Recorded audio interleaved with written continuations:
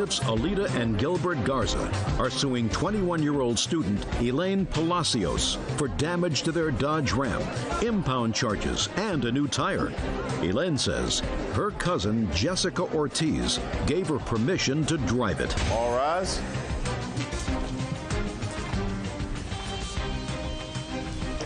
Yeah, this is case number 586 on the calendar in the matter of Garza versus Palacios.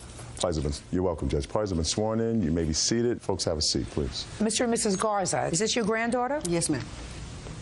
Step up, please. Who's going to speak? Then you can sit. I know that you're going to be very happy. I'm going to let you sit down. Thank you. See how happy he is? Look, he says, I'm off the hook. I'm sitting down. Nobody's going to ask me a question. I can sit here and relax. Is that right? Yes, ma'am. Good. Mrs. Garza, you are the owner of an automobile. Yes, ma'am. And you allowed your granddaughter to borrow your automobile. Mm-hmm. And when you got your automobile back, it was severely damaged. And it is your claim that that's as a result of this young lady driving the car while intoxicated and having a couple of accidents causing the car to be impounded. You want her to pay for the damage. Right. But you have no first-hand knowledge of this other than the fact that you gave permission to your granddaughter to use the truck. To use the car. It's a truck. It's a truck? What kind of a truck is it? It's a Dodge Ram. And when did you give your granddaughter permission to use it? On the 13th of August. Had she had possession of the car? Was she regularly driving the car? She lives with us, so she runs errands and she does her thing in the car. Yeah. I see. Do you want to sit down next to your husband? Because now I've answered the questions that I have except for the damages and what they cost. Oh, okay. So why don't you sit down next to your husband? What's your first name? Jessica. How old are you? I'm 19. Do you work? No, I don't. What do you do? I'm a student. You said that... I'm a student. Where are you a student? I'm going to a GED program right now. When did you start? I've been there for a few months already. What did you do before that? I just was at home. Who else lives in your grandparents' house other than you? My son. So that's what you were doing. How old is your son? He's 4. Your grandmother let you borrow the truck on August 13th to do what? I was just going to use it, go out. Where was your son? He was at home with my grandparents. You were going to use it to go out where? To go party. What time? I'm not sure what time it was. Give me an approximation. It was probably 7 in the afternoon. 7 o'clock is usually referred to as the evening. Oh, in the evening. I'm sorry. How did she get possession of the truck? I went to go pick her up. She a friend of yours? She's my cousin. Where were you going? To another friend's house. For what? Just to go hang out. Name of the friend? I don't know whose hard house questions are going to follow. These are easy questions. Well, we went to go pick up Andrew at his friend's house, and that's where it was at. That's where we were at. Andrew. Who is he? I know that that's who you are, but who are you in relation? Is he your friend? Your boyfriend? He's just a friend. Okay, so in the early evening, Jessica gets in the truck, leaves her 4-year-old responsibility with her grandparents, which I assume is the standard operating procedure in the house, so she could go hang out and have a party. She picks you up. How did you get possession of the truck? My understanding, it was about like 6 o'clock in the morning. 6 o'clock? How did we get from 7 o'clock at night to 6 o'clock in the morning? I don't know. Time just flew by, and by the time we knew it, it was 6 o'clock in the morning.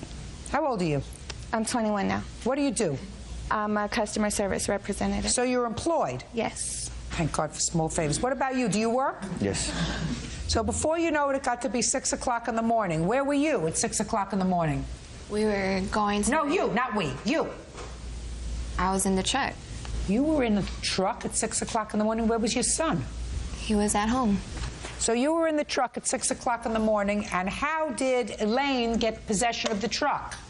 Jessica? Because we were going to stay the night at my parents' house, and... The night was over at 6 o'clock in the morning. I know you have trouble with that, but it's 6 o'clock in the morning. Now it's morning. We were going to my parents' house.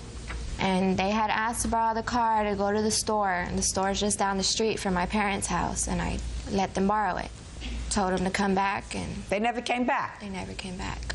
Is that what happened? That's what happened. Well, when she got out of the truck, who got in the driver's seat? I believe I did. Well, yeah. My understanding, let me put it that way. Because it's, I mean, the night, it's a big blur to me. It really is. Did you just say the night is a big blur to me? Yes. I don't really remember a lot of what happened. What about you, Andrew? Do you remember what happened? A little bit of it. Well, you want to stand up here and tell me what you remember. After we used the truck, we went to my grandmother's work to pick up some money for gas. What'd you need more gas for? Because I was going to go pick up some clothes from my mom's house. Okay, so you're on your way to your mom's house. You've dropped her off. Two of you who have a marginal recollection of what happened on that morning because you were both what? Intoxicated. What about her? Was she intoxicated? Yes. Is that right? No, ma'am, I wasn't. Had you been drinking? A little bit. The car was in how many accidents that morning? 2. Tell me about them. Who's going to remember to tell me about them? A car had backed up into us at 8-pack. And after that, we had left. Because the police came, they let us go because it was on private property. And we were heading to my mom's house, and that's what happened when we were wrecked. Now, slowly tell me what happened when you were going to your mom's house. Well, when I was going to my mom's house, I went to under the mall where we parked cars. I went on the very bottom. And then there was Who was another... driving? Me. Who was driving when the first accident happened? I was. What was she doing? She couldn't drive. She was drunk. I was. Well, what about you? I wasn't as intoxicated as her, but I was just... Yes, he was. Judge Judy continues in a moment. You made a mistake, but you had a baby. You visited that on your grandparents. And it would seem to me that what you're supposed to do is make their life as simple as possible, not more complicated. And later today, they're on little mini bikes and skateboards, and I've actually seen them blocking traffic. Who does that? My friends. Is he one of your friends? Yes, ma'am. Who was out there that day?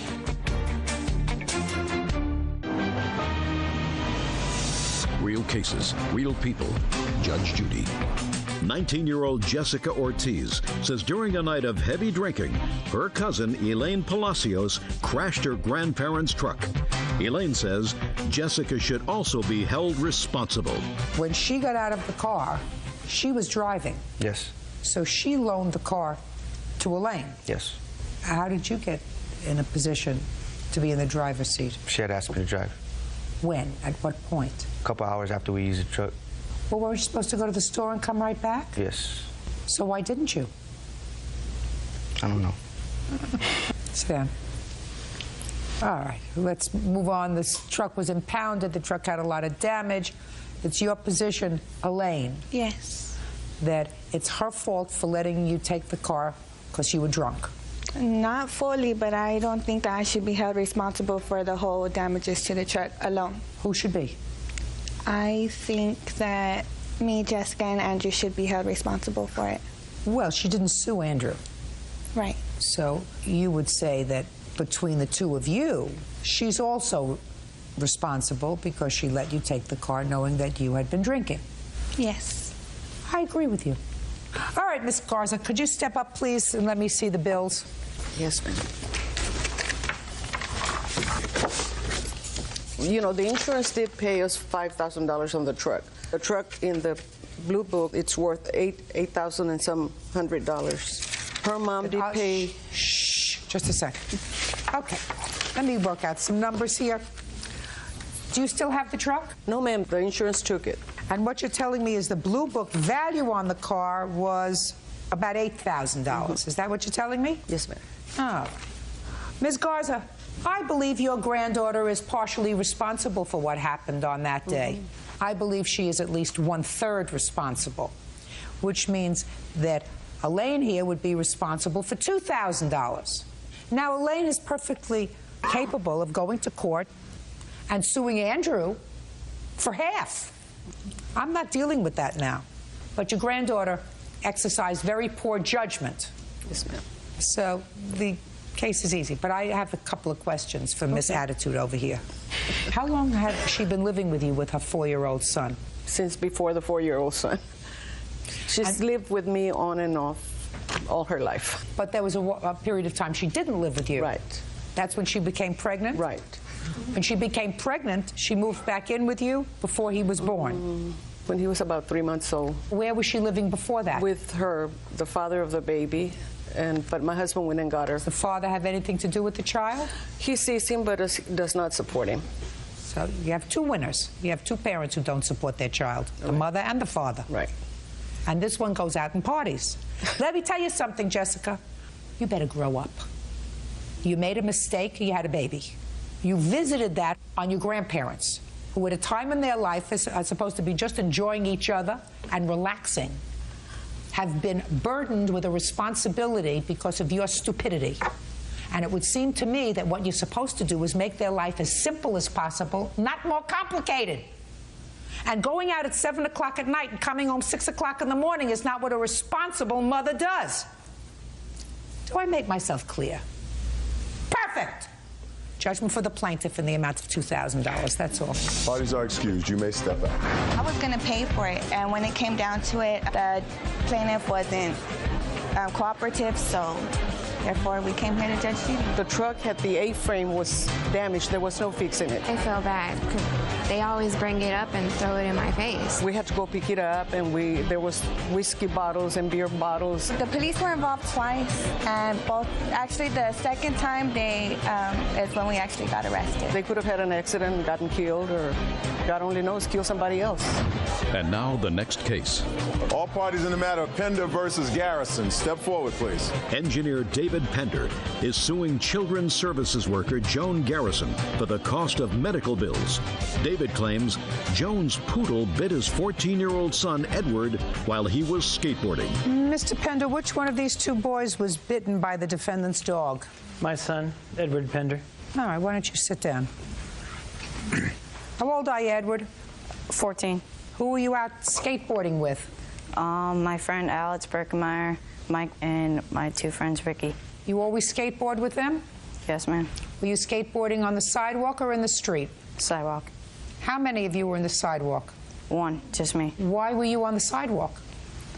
Tom is not an answer. Seemed like the right thing to do, Your Honor. It seemed I like don't the right understand thing what you mean. to It do. seemed like the right thing to do. What were you doing on the sidewalk? I was skateboarding. Had you been in the street with your friends? No, ma'am. So what happened when you passed Mrs. Garrison, who was walking with her two dogs who were on leashes? I have my skateboard, if you would like me to demonstrate for you, Your Honor. No, I wouldn't. I want you to use your words. I was riding past her, and then I was swinging my left hand. And How were then, you swinging your left hand? like this, moving it back and forth, and then her dog bit me whenever it was about at my hip, Your Honor. Now, were you on a hill? No, ma'am. Now, when you were going down this street, did you see the defendant and her two dogs? It was a while until I saw her. How far away was she from where you were skateboarding? About 5 feet, ma'am. When you first saw her? Yes, ma'am. You mean she just appeared out of nowhere? Or you weren't looking? I wasn't looking, ma'am. And I assume that when you drive down the sidewalk on the skateboard, the reason you do this arm movement is to get more leverage, isn't that right? Yes, ma'am. So you can go faster. So you're going faster, and you're not looking where you're going, right? Yes, ma'am. And when you passed by Miss Garrison, how close did you come to her? About 1 foot. And she had how many dogs with her? 2. How big were they? Probably about this high. So there's you going too fast, not looking where you're going on the skateboard, and Miss Garrison walking with her 2 standard-sized poodles? Correct, Your Honor. How wide is the sidewalk? Probably about 3 feet. That's not very wide. Now, if you had been looking where you were going and weren't going so fast, and if you had seen her walking with her 2 dogs that were on a leash, what would you have done? Probably just kept on going, ma'am. Well, that would have been very stupid of you, Mr. Pender. You think that you frightened her? Yes, ma'am. You have no right to do that. All right, Miss Garrison, now I'm finished with him. Temporarily. Thank you, Your Honor. Because We know what happened. Right, Mr. Pender? Yes, ma'am. All right, you've got your two standard poodles walking with them. They're on leashes. What do you see? I was walking along the sidewalk, and actually I've seen this group of kids several times before in my neighborhood where I'm walking. They're on little mini bikes and skateboards, and they actually will, they aren't on the sidewalk, they're in the street, and they will stay in the street, and I've actually seen them blocking traffic. On this particular... Who does that? Not me, Your Honor. Who? My friends. That's not nice. Is he one of your friends? Yes, ma'am. Who was out there that day? No, ma'am. Oh, he's just here just because he wants to come to court? No, ma'am. What's he here for? He was there because he was the one that was helping me, trying to get her. Because she wouldn't stop whenever I was calling her. Now listen to me, sir. Was he with you that day on his skateboard? Yes, ma'am. Well, it's either yes or no. 2 seconds ago it was no, now it's yes. So he was on his skateboard. Yes, ma'am. So he was one of the kids that, according to you, was in the street because you were the only one on the sidewalk. Yes, ma'am. So he's one of the people that she's talking about, according to you, that was in the street that day blocking traffic. Yes, ma'am. So I'm walking my dogs, and I see them coming down the hill, and this young man decided to leave the street and ride off, and I actually have pictures of the area. And you can't see, but he took a drive. He got out of the street through a driveway and basically rode his skateboard right into me. Okay. So he was riding in the street with his friends? Yes, he was. No question in your mind? No. And then at some point, he went up through a driveway and decided to come down on the sidewalk. Correct. And he got bitten because your dog was frightened. I didn't know what was happening. I was concerned. I've seen these kids before. Got bitten on the hand? Where were you bitten? On my left hand, Your Honor. Your Honor, he showed me his elbow. And I don't care whether he showed you his elbow or he showed you his hand. Whose fault was it? Hers, Your Honor. You're supposed to be smarter than a poodle. I am sure your father raised you in the hopes that you would be smarter than a poodle. That's right. So if you frightened her poodle because you were doing the wrong thing, that's your fault. The poodle wasn't chasing you down the street, was it? No, ma'am. Huh? No, ma'am. That's what happens when you do the wrong thing, Mr. Pender. You do the wrong thing, sometimes bad things happen to you. And you got bitten. Just because you got bitten doesn't mean it's her fault. You and I know exactly what happened that day. That's right. All right. Anything you want to say to me, sir? No, ma'am. Perfect. Case dismissed. That's all. Parties are excused. You may step out. Yeah, this is case number 578 on the calendar in the matter of Cabanero versus Taru. Thank you. Parties have been sworn in, Judge. You may be seated. Folks, have a seat. Mr. Cabanero, Miss Taru was formerly your girlfriend. Yes. You have a child together. Correct. How old is that child? 7 years old. A little girl. Yes. And you have an order of visitation with the child. Yes. You are currently married, I assume, to this lady. Yes. And you have 1 or 2 children? I have 2 children and 1 on the way. According to your complaint, during a scheduled visitation, you noticed that your daughter had a recurrence of a severe eczema problem that she suffers from. Yes. You tried to contact her mother. Her mother had turned off her cell phone. So you contacted the child's grandmother, Correct. Miss Taru's mother, and you told her that you were planning on taking the child to the doctor. Yes, ma'am. Then you went to work. That's correct. Miss Taru became upset that you planned to take the child to the doctor. She came to your home when your wife was at home, and according to you, broke your security door. Yes. Ms. Taru says you owe her over $4,000 in child support, so what are you complaining about? The child support's getting taken out of my check. My check's getting garnished every week. What is the child support order that you have for your daughter?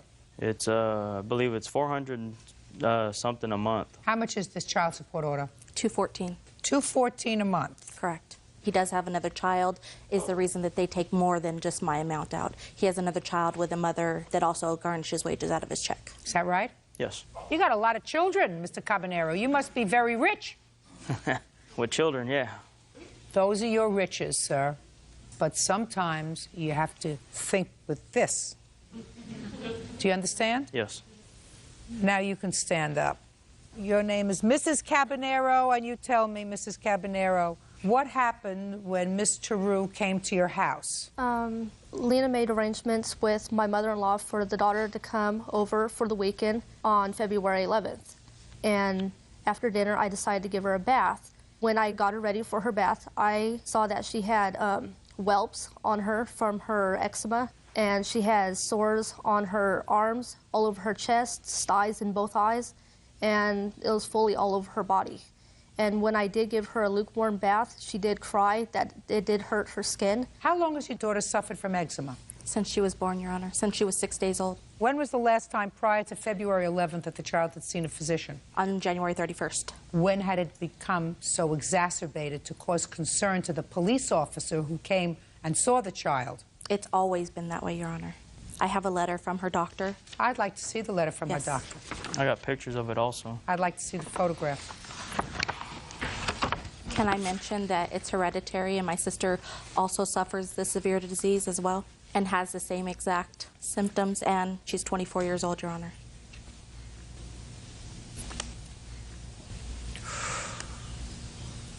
And that was just recent pictures. I have a couple of questions for you. Sure. This letter from the doctor, which you furnished me. Correct. Says that you told the doctor that Alexa, that's your daughter, correct, was found with her stepsister involved in sexual play. Correct. How old is that child? At that time, she was 2 years old. And how old was your daughter? I want to say 5. So they're baby playing. Correct. All right. What I need, because he says that he couldn't get this eczema under control, so he sent you to a dermatologist. Yes. Doctor, I'd like to see a report is when you last took the child to see Dr. I don't have a statement. Well, with when me. prior to February 11th had the child seen Dr. The beginning of January.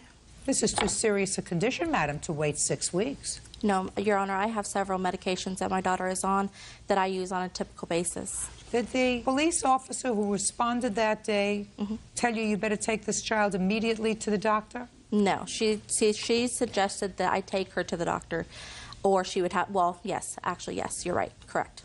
Or that she would call an ambulance and have You're her absolutely right, because the police officer who responded that day viewed this situation as critical enough to say, unless you guarantee me that you're going to take the child immediately to the doctor, she's taking the child by ambulance to the hospital. Correct. So when did you take the child to the dermatologist? Oh, I didn't take her to the dermatologist, Your Honor. I took her to the regular doctor because it was a Saturday. When did you take her to the dermatologist? She hasn't been, Your Honor. That's neglect. I have no medical coverage right now, Your Honor. I don't care what you have to do to get enough money to take your child to the dermatologist. Your doctor, in a letter that you gave me, madam, from your doctor, the doctor says this problem is so serious and so intractable that I cannot treat the child. Correct. So I referred her to a dermatologist, which you didn't take her to. He also doesn't provide medical coverage for my daughter, Your Honor. What difference does that make? He said, because listen to me very carefully. I read your answer. Your answer said that you got angry, that he was going to take the child to the doctor. Correct. So you went over to pick her up. I did. And it would seem to me that on February 11th, since you haven't had the child to the dermatologist since the beginning of January because you have no medical coverage, that if the child's father was prepared to take her to a doctor to look into this situation that was unremitting while in your care, you wouldn't get angry. You would say, thank you. No. Thank you. Not, she's mine and I'll take care of it. Your Honor, Listen to me. That's what a mother does. A mother does not say, I'm not going to let him because that's my job and he has no right to do that. Mother says, if I don't have medical coverage and my husband doesn't provide enough for me to take the child to the dermatologist, if the child's father's going to do that, let him. That's great just as long as the child gets cared for. So the fact that you went over there and made a fuss over there that day is stupid. I did take my daughter to the doctor that day. I could not take her to dermatology that day. The doctor says he can't help her. This is the letter you gave me. The doctor was the says weekend, Your Honor. I cannot help her. That was a Saturday. Did you take the child to the dermatologist Monday? No, because my coverage ended. Is she not following me? I could not. Is she not following me? Judge Judy continues in a moment. I asked about the door. This getting to the door. Get there faster. I'm losing And patience with the door when I'm looking at a behind like this. I'm losing patience with everybody. And later today, she got in her car, whipped out her driveway, and drove off real fast. And it was an older dude. He kicked her car. Nasty. Nice little kick. For no reason. Just stupid. real cases, real people. Judge Judy. Alex Caballero says his child's mother, Lena Teru, damaged his front door by kicking it. Alex also says Lena is neglecting their daughter. You got bigger problems than a door. I don't know what you're here wasting your time for with a door for $300 that got broken. I would save my energy and my time off from work by pursuing, if you feel as if you can provide the child with a better situation, with pursuing either more liberal rights with regard to this child's medical care or custody of this child if you feel as if you can provide for the child so that a child doesn't have to have these kind of wilts because these two people can't provide the child with appropriate medical care. Do you understand? He now provides medical coverage for us, Your Honor. It's not good enough. I guarantee you that if he was walking around with this on his behind, or you would have gotten yourself to a doctor and had it taken care of. Guaranteed. On his knee. And the fact that this child is 7 years old and has no voice, and you have to be this child's voice, is to me an abomination that you would allow the child to walk around for 6 weeks like this. Now, you want to talk about your door? Yeah. How did the door get broken? When she, after that incident, I had a phone conversation with her stating that she was going to come over and pick up the daughter. I stated to her that her daughter needed to see a physician that day, and then she continued to call me names over the phone, so I hung up on her. I asked about the door. This getting to the door. Get there faster. I'm losing patience with the door when I'm looking at a behind like this. I'm losing patience with everybody. She came to the house, continued to ring the doorbell. I answered the front door, and we did have a security screen door. She asked for her daughter. I told her no. And she continued to say, I'm going to kick you, I'm going to kill you. As soon as you come out of here, I'm going to get you. And I told her, if she don't get off my property right now, I'm going to call the sheriffs. And as soon as I said that, she started to pull and bang and yank on the security screen door. You have a picture of the door? I also have a witness, that my neighbor, that also seen all of it. Is the witness here? Yes. Yes, ma'am. All right, let me see. Where's the witness? He's in the back. Okay, let's bring out the witness, please.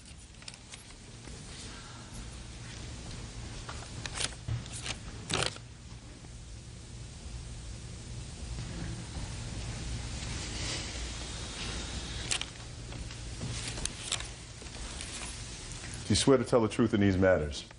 Yes. State your name for the record, please. Travis Smith. Mr. Smith, are you a neighbor of these people? Yes, I am. All right, I'm going to direct your attention to the 12th of February of 2005. Were you home on that day? Yes, I was. Did you witness an altercation between this defendant and the plaintiff's wife? Yes. Would you tell me what you observed, please? I heard a bunch of yelling and screaming. What did you hear? I heard, open the door, give me my kid, something to that effect. A lot of profanity. By whom? Defendant. At the time, I didn't realize it was actually her that was screaming the profanity. I thought it was the people down the street that were fighting. I came outside, and when I noticed that it was actually coming across the street, I approached her, just trying to figure out what was going on. What did you say to her? Basically, I asked, what's going on? Because I'm new to the neighborhood. I want to, trying to learn my neighbors. And okay, she said, what's going on? And she said, oh, I'm trying to get my baby. They have my baby, and she won't let me have her. She goes, I have the cops on the way, and I walked her out onto the sidewalk. I said, well, if the police are on their way, then why don't you stand here, calm down, let the police do their job. Okay. Is that all you saw? Pretty much. Can I mention my side of what he said? Go ahead. When he came outside, he asked me, is that Alexis and Alicia fighting again? And I said, no, it's me screaming at her to give me my daughter. Is that what you said? No. I didn't even know her name at the time. I didn't even know he had another daughter. That's how new of the street I was. He might have said Alex and his wife fighting again. I said, are they fighting again? I thought it was people down the street. He had said that they were fighting last weekend, the weekend prior to the February 12th. No. She was so upset she doesn't know. Well, The only thing she wasn't upset about, the only thing Miss Tarou wasn't upset about was this. That's... You owe him the money for the door, madam, $322. Judgment for the plaintiff in that amount. That's all. Parties are excused. You may step out. एक किसान मुर्गी के सारे अंडों का omelette बनाकर खा जाता है और अंडे खत्म होते हैं तो वो कबूतर पर गुस्सा करता है कि मुझे जल्दी से अंडे दो। कबूतर बेचारा डर के मारे बहुत ज़्यादा अंडे देता है। उसके बाद किसान उसके अंडे लेता है और उसका बर्गर बनाकर खा जाता है और बाकी अंडों से ऑमलेट बना लेता है, लेकिन उसका पेट बहुत ज़्यादा भर जाता है और उससे और नहीं खाए जाते। फिर किसान के पेट में बहुत ज़्यादा शदीद दर्द होने लगती है, तो उस दर्द की वजह से वो कबूतर पर गुस्सा करता है और उसे मारकर भगा देता है कि तुम्हारी वजह से दर्द हुआ है। और उसके बाद कबूतर रोने लग जाता है क्योंकि किसी ने भी उसे लाइक और सब्सक्राइब नहीं किया।